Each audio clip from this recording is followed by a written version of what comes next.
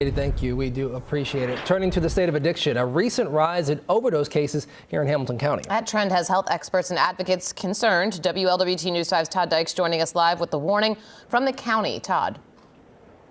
Yeah, Kelly and Stephen citing unusual activity. Hamilton County's Addiction Response Coalition sounding the alarm on this Thursday. Members of that coalition, they keep a close eye on daily overdose incidents. And as a result, they notice what are being called abnormal changes in overdose-related activity. Now, those changes date back a couple of weeks, but things really came to a head on Sunday, New Year's Eve. That's when local emergency rooms and 911 dispatchers each handled 11 overdoses. A similar spike happened just 2 days ago.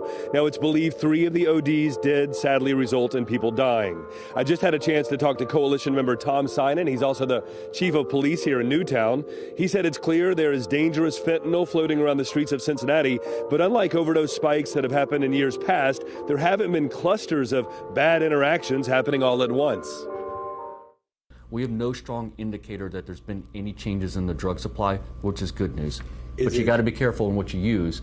You never know if you are snorting, injecting, or swallowing a pill, there is potential that fentanyl, illegal fentanyl, could be in that drug.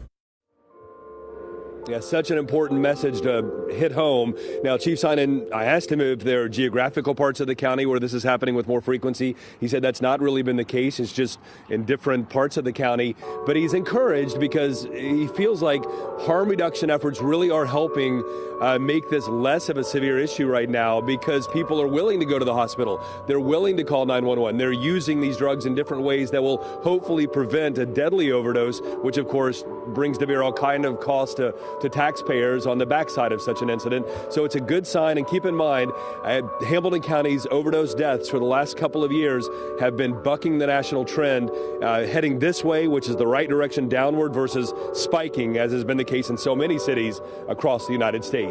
For now, reporting live here in Newtown, Todd Dykes, WLWT News 5. Todd, thank you. The man accused of stabbing